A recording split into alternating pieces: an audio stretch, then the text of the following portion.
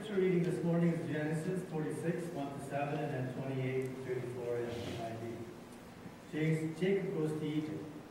So Israel set out with all that was his. And when he reached Beersheba, he offered sacrifices to God, his father Isaac. And God spoke to Israel in a vision at night and said, Jacob, Jacob, here am I, he replied. I am God, the God of your father, he said. Do not be afraid to go down to Egypt, for I will make you into a great nation there. I will go down to Egypt with you, and I will surely bring you back again. And Joseph's own hand will close your eyes. Then Jacob left Sheba, and Israel's sons took their father Jacob and their children and their wives in the carts that Pharaoh had sent to transport to him. So Jacob and all his offspring went to Egypt, taking with them their livestock and possessions they had acquired in Canaan. Jacob brought with him to Egypt his sons and grandsons and daughters and granddaughters, all his offspring. Now Jacob sent Judah ahead of him to Joseph to give directions to Goshen. When they arrived in the region of Goshen, Joseph had his chariot made ready and went to Goshen to meet his father Israel. As soon as Joseph appeared before him, he threw his arms around his father and wept for a long time. Israel said to Joseph, Now I am ready to die, since I have seen for myself that you are still alive. Then Joseph said to his brothers and to his father's household, I will go up and speak to Pharaoh and will say to him, My brothers, my father's household, whom are living in the land of Canaan, have come to me. The men are shepherds, they tend livestock, and they have brought along their flocks and herds, and everything they own. When Pharaoh calls you in and asks, What is your occupation?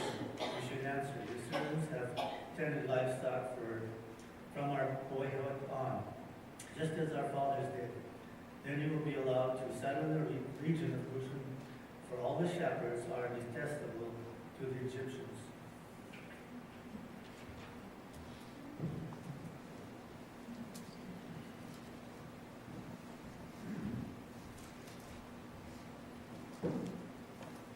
We're slowly getting to the end of Joseph's story, and I always worry that I will exhaust about the story before I exhaust the story itself.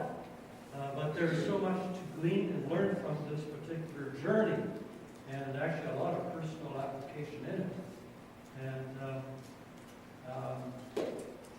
certainly as we're getting to the end, the climax here is his reunion with his father. And of course, again, the practical union with his brothers again. Summer family reunions are rather popular. I was doing a little research on reunions, and family reunions take place 65.8% of the time in summer, 12.6% in fall, 11.2% in winter. I don't know why anybody would have a winter reunion anyway. 10.4% in spring. And of course, the reason most of them are in summer is because the availability of outdoor activities and locations. Weather is nicer, kids are out of school, and it's just easier to travel in summertime. Who does the planning of family reunions? Well, 47% of all family reunions have a family planning committee. Must be Baptist, they always do things by committee. How far in advance do people plan family reunions? Well, most people start planning a reunion 13 to 18 months before the actual date. Well, why are people wanting to get together? Because they crave time together. When people are asked, what did you enjoy about family reunion? The number one is just they cherish spending time. They just being in each other's presence is what really, really mattered. What offends you about family reunions? Well, the top way to offend your family members is number one, drink too much. Page 11. That was pay too much attention to your own cell phone or tablet. And third is being a cheapskate. So you expect anybody else to bring the food and show up. The most cherished part is their group meals. They say, when they look back, we just remember our times of laughter, whatever, as we prepared meals and were around our tables and etc. And I came across two rather cynical, sarcastic, fun questions about family reunions. One is this: how do you get everyone excited about a family reunion? And the answer is by telling them it's canceled. Here's another one. You know what is the best part about an annual family reunion? You get a full year of recovery. Well, there you go. Rachel and I have had a couple of reunions. I fondly remember the day that her parents flew in from Brazil. They were missionaries in Sao Paulo, Brazil. And we had this huge banner that we had waiting in the airport when they would come through the doors. Our little kids there, so, and their grandparents, and so here's this huge banner, welcome home, Mom and Dad, welcome home, Grandma and Grandpa, and etc.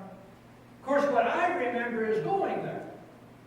See, I was pastoring in Nanton, Suffolk, Calgary, and my in-laws apparently were arriving at about 1 o'clock at the airport.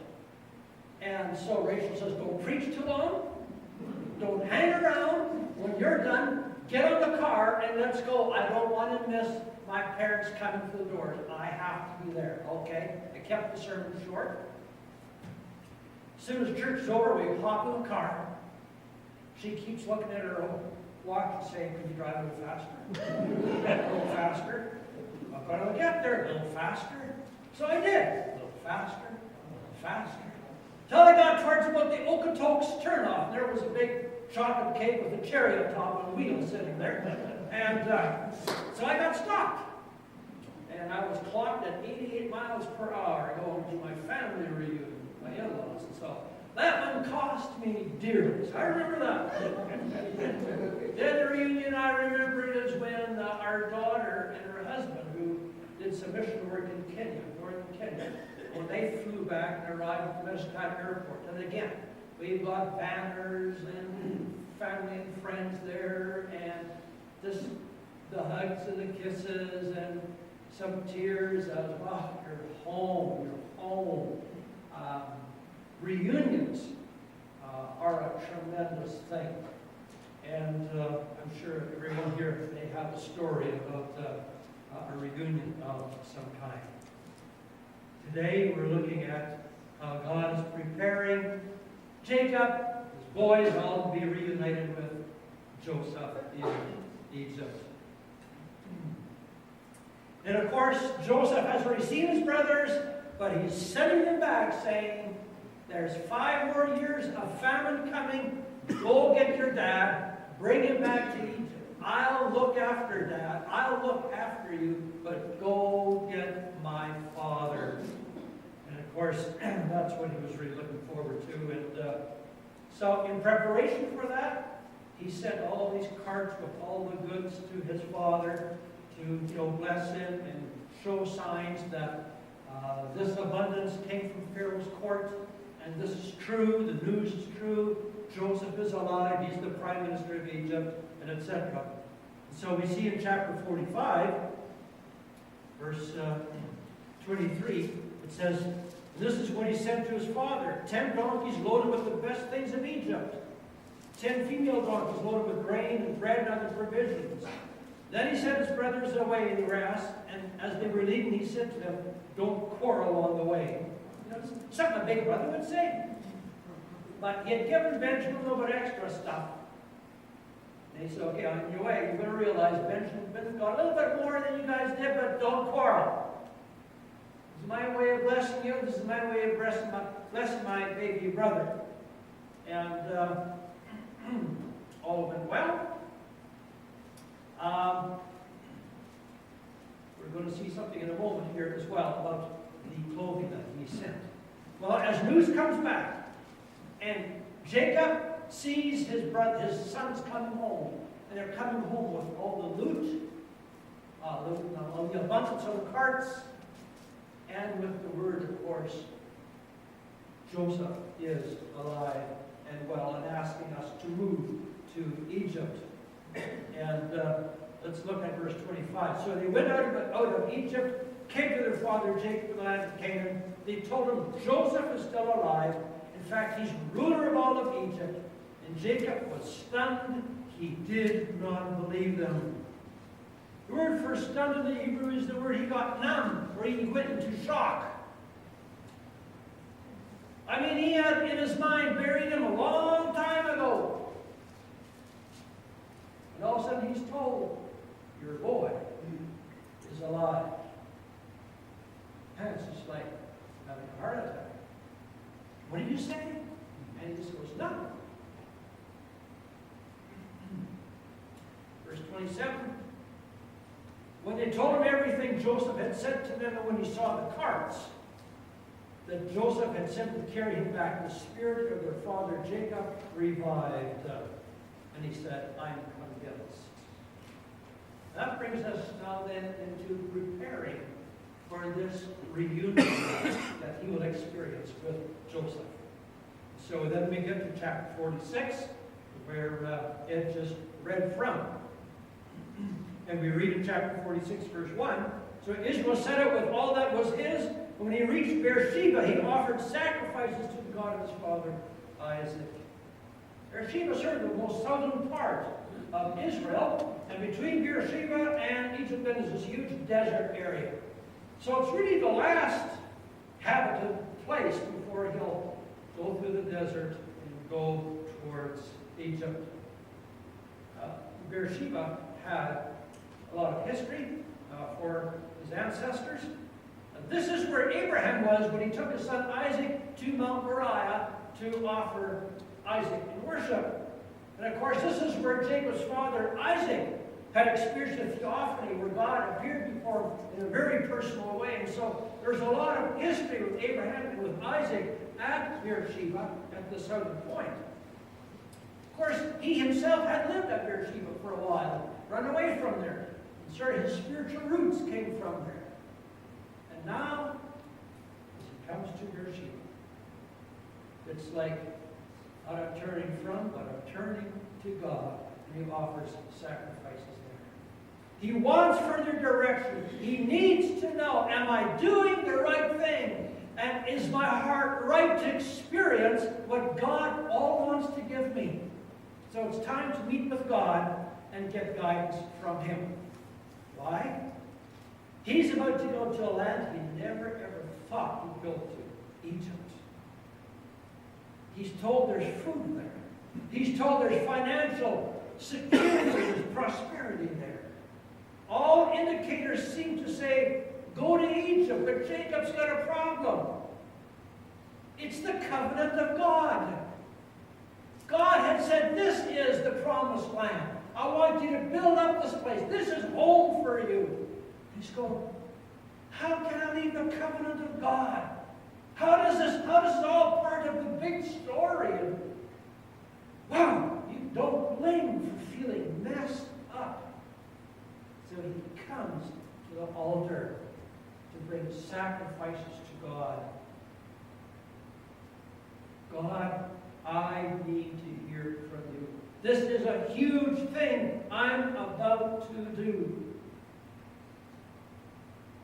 See, in his mind, he would have remembered that his father Isaac, at one point during a famine, had gone this far, and God said, no, you're not going to Egypt. God told his father, even though it's a famine, I don't want you to go to Egypt. You stay here. So now, he's thinking, God said no to my dad, and now I'm going to go to Egypt? Whoa, I better make sure I hear from God.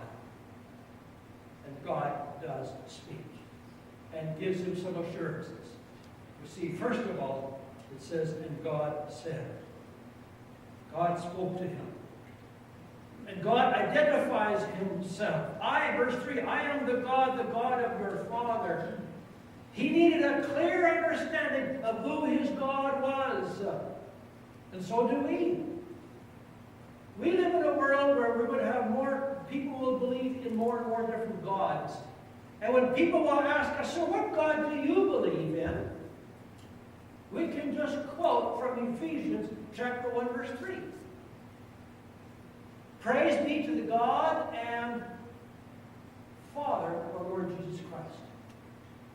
Oh, that's your God. Yeah, we're very specific. The God and Father of our Lord Jesus Christ. Make sure you know who your God is. Make sure you know Him. And then God also encourages them, fortifies them, and says, do not be afraid to go down to Egypt, in verse 3. God is concerned about our emotional life.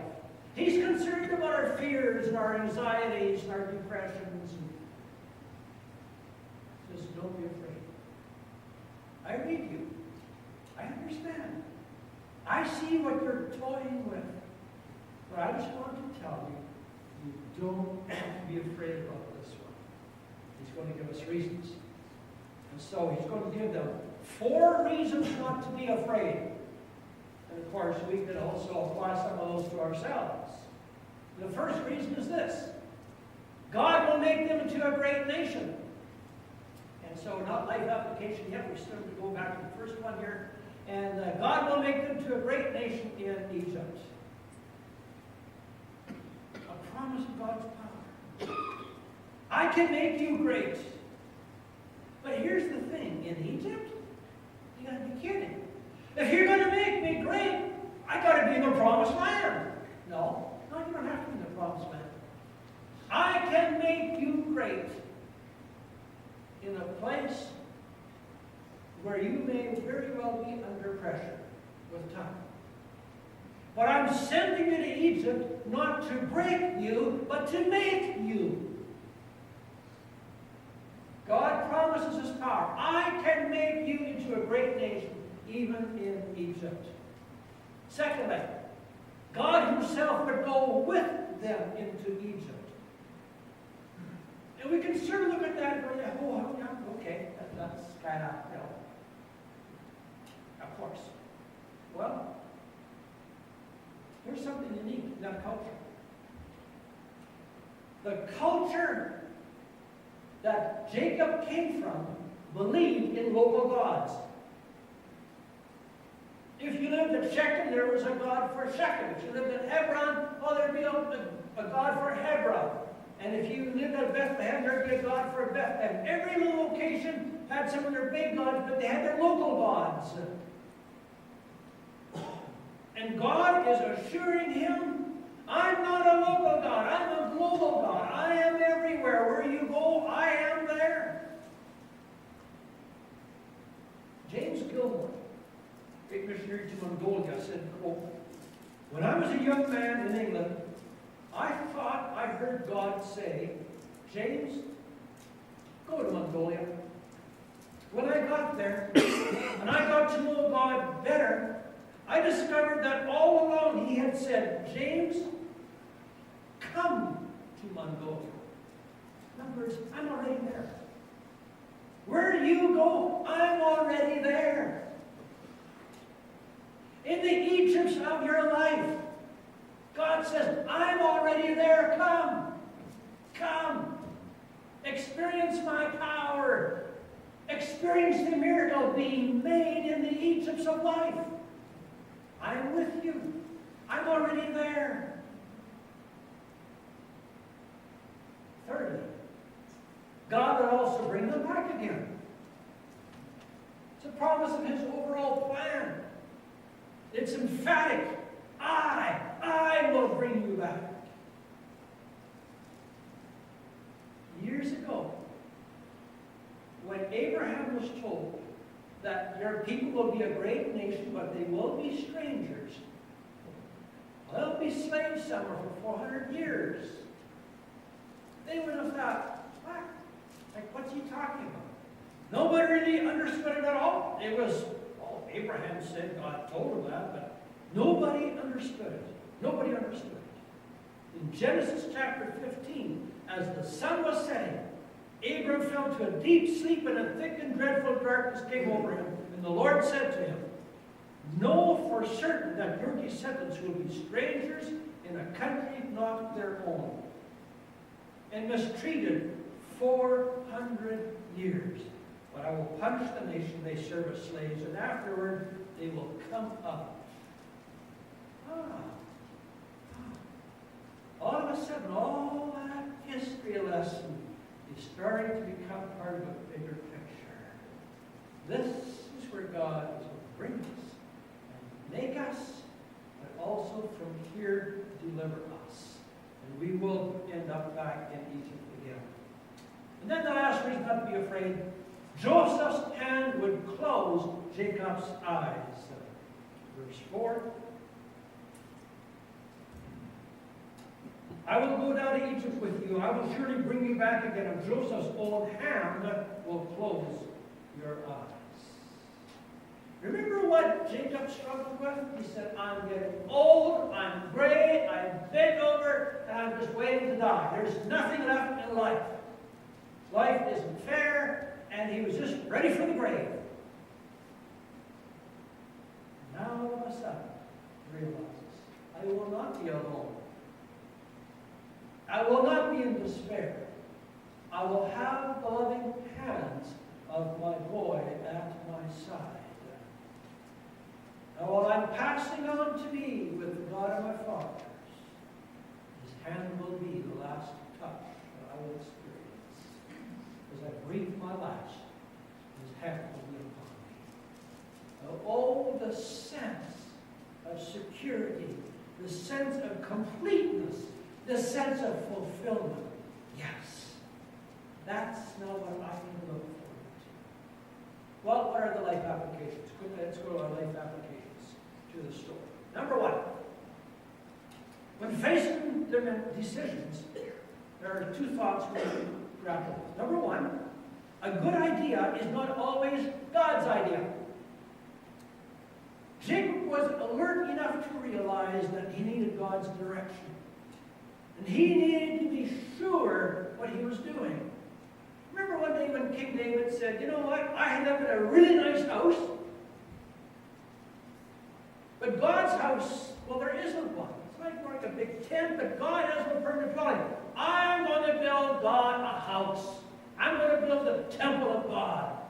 He talked to his prophet Nathan about it. Nathan thought, great idea. That night, God came to Nathan and said, that's not my idea. David will not build me a temple. A good idea is not always God's idea. So you need to be in touch with God. Secondly, circumstances are not always a sufficient indication of the will of God. In 1 Corinthians 16, Paul says, there's a great door open to me in Ephesus, and I'm going to stay and I'm going to preach. I mean, look at the open doors. I got to stay. I'm going to preach. But then in the next book, in 2 Corinthians 2, Paul says, there's a great door in Troas open to me, but I can't go. I don't have peace in it. Well, there's an open door, and you're not going to preach? No, I don't have peace about it. Something in these circumstances doesn't sit right with me. It looks good, but on the inside, I know God wants me somewhere else. So circumstances alone are not always a sufficient indication of the will of God. That's why he needed to meet up here. Second, God is very specific with his grace. In chapter 45, verse 21 and 22, I want you to see this. So the sons of Israel did this. Joseph gave them carts, as Pharaoh had commanded. He also gave them provisions for their journey. To each of them he gave new clothing. Now, does that ring a bell? He gave new clothes to his brothers. What had he done with his? Ripped it off, tore it apart, dipped it in blood, and let their dad know, we think a bear or a lion killed your son. They ripped his coat, and what does he do? He gives them new royal coats. They came from the courts of Pharaoh. You can rest assured they were no little shepherd rags. They would be beautiful linen coats. Talk about being specific with your grace. It's like, well, you guys, I love you again, all's well. No. He intentionally gives them coats. I think that's such a beautiful picture, how specific God is in giving us His gifts and His grace. Thirdly, God is very intimate with His call. I did not look at this before, but now we'll look at chapter 46, verse 2. As Jacob comes to Beersheba. And God spoke to Israel in a vision at night and said, Jacob, Jacob. So often in the Bible, when people are at a crossroads of life, you'll hear your name twice. Just as Abraham is ready to offer Isaac, it's Abraham, Abraham. As this little boy is waiting for his new future as a prophet, all of a sudden he hears Samuel, Samuel. As Saul is on his way to persecute Christians, he hears Saul, Saul. And now it's Jacob, Jacob. When we are at a crossroads of life, God does the very best to make sure that we hear from Him. You've got my ear. You've got my attention. My eye is on you. He is very intimate with His call on our lives. And then lastly, God may call us to leave our place of familiarity in our old age. Can you imagine? You're 100, somewhere around 100 years old. And all of a sudden you're moving away to a place you know nothing about. Wow. But it happens quite a bit in old age. Many will make a journey in their older age in areas that are very unknown to them. Sometimes you're sort of forced to leave the town you grew up in because there aren't proper facilities for you, so you have to move somewhere else so you can be looked after, and that can be traumatic, going into the unfamiliar. Some will sell and move closer to their children, which is what we've done when we retired. We moved to Medicine Hat. Fortunately, we have some children there. I've had many people in the past who retire and decide to move. Well, where are you going? Oh, we're going to go move where our kids are. Well, where's that? Oh, Carstairs, Didsbury. And you just hear all these names popping up as we southern Alberta. People in their early 60s, mid-60s, moving to spend retirement with their children. Almost inevitably. When I get to visit them later on, some will say, so? Is it heaven on earth? Well, the kids are busy, they have their own lives, they don't have as much time for us as we thought they would. I'm not making the kind of friends we had when we left. We'll never have as good friends as the ones we left. And it seems like heaven is never at the other end, Got to be very, very cautious when you leave the familiar to the unfamiliar. But sometimes we're forced to make those choices. Sometimes it is to go to an old people's home. Sometimes it is to go to a hospital and never come back. There are journeys that we will have to take in our older age that will cause us to step into the area of the unfamiliar. But God will be there. God. That leads us, in closing then, to the reunion. To the reunion. Chapter 46.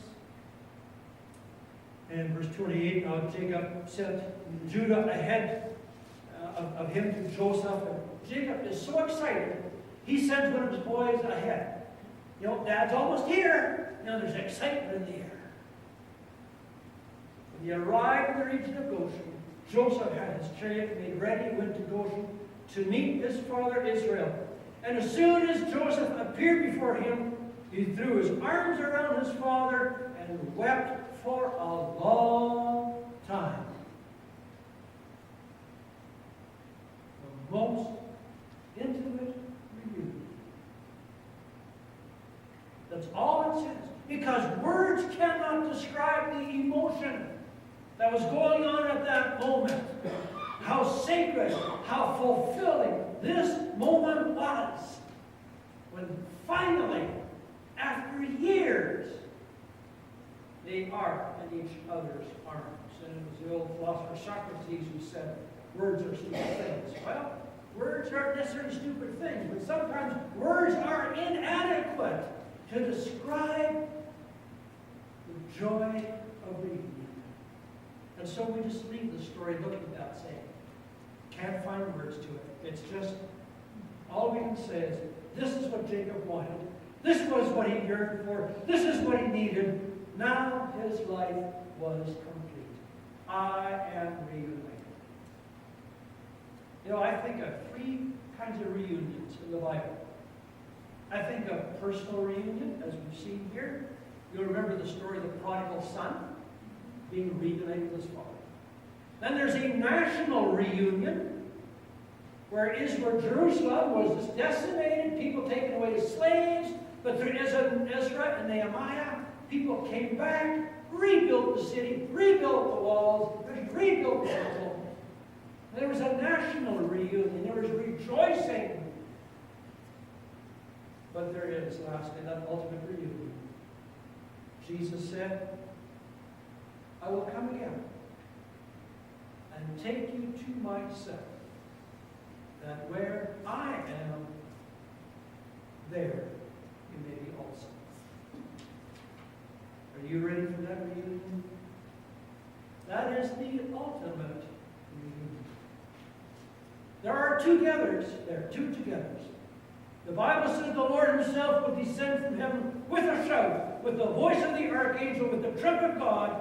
The dead in Christ shall rise first, and we who are alive and remain shall be caught up together with them to meet the Lord in the air. There are two togethers. We will be brought together, and then together we will meet the Lord. What an ultimate reunion. Close with this illustration. Written by David Redding. Quote, I remember going home from the Navy for the first time after World War II. Home was so far out in the country that we went out hunting and went towards town. As a boy, he started his own little flock of sheep. He also got a prize dog, a big black Scottish shepherd named Teddy. That dog would do anything for David. Every day that dog waited for David to come home from school. He slept beside David. When David whistled for him, he would immediately run to him, even if he was eating. At night, nobody got near David without David's permission. His dog Teddy was always with him night and day. So, how do you leave your pet? How do you explain to your loyal pet that you're leaving and won't be chasing woodchucks anymore? So coming home from the Navy the first time was something he never forgot. The last bus stop was about 12 miles from the farm. He writes, quote, I got off that night at about 11 o'clock, walked the rest of the way home at night. It was 3 in the morning before I was within half a mile of the house. It was pitch dark, but I knew every step of the way. Suddenly, Teddy heard me, began his warning bark. Then I whistled as loud as I could, and the barking stopped. I whistled again. There was a yelp of recognition, and I knew a big black form was hurtling toward me in the dark. And almost immediately, he was there in my arms. to this day. That is the best way I can explain by what I mean by coming home. What comes home to me now is the eloquence with which that unforgettable memory speaks to me of my God. If my God, without any explanation, would love me and take me back after all that time, wouldn't my God? Are you ready for that renewal?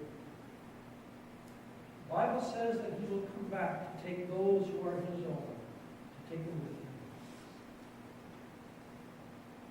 Heaven is being united with Christ. As a pastor,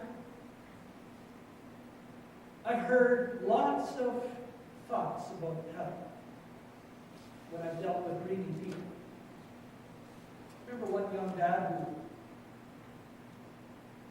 passed away from an asthmatic attack and didn't make it to his puffer. And he saw the car, finally saw the car in the ditch against some barbed wire, still running. His hand reached out to the glove compartment. The glove compartment was open. He hasn't quite reached the puffer. That's how he died. Well, you got to tell the family what happened. And I remember sitting in the living room with this young son, sitting in the living room, and these were not necessarily followers of Jesus as we understand. And all he could say was, as he looked up at the ceiling, he said, I could just see my dad driving that great big combine in the sky. That's all that came to him. Folks, that's not heaven. Heaven is Jesus. The Bible says we will be at His throne. We will be drawn to Him. He will come to take us to be with Him. Heaven is about Jesus. If you want to go to heaven, you have to have Jesus. So when He calls His own, you will be called to be with Him in glory. Are you ready for that? Let's pray. Lord Jesus, we thank You for giving us a picture of the reunion Jacob had with his son Joseph. But oh, what a reminder of our reunion one day when Jesus calls us home to be with You. So, Father, thank You that we can have that assurance. Your word says, these things I have written that you may know you have eternal life. Should there be anyone here today who doesn't have that assurance? Or that even now they would just cry out, Lord, I want that assurance. When I think about heaven, it's You I want to be with. So Jesus, I thank You for loving me. I ask You to come to my heart. I ask You to come to my life. I want my life to be about You. I want to get to know You. I want You to be the master and the Lord of my life. So come to my heart, Lord. Give Me everlasting life. And come, make Me Your child. Be my master and Lord. So that one day, when you call Your own,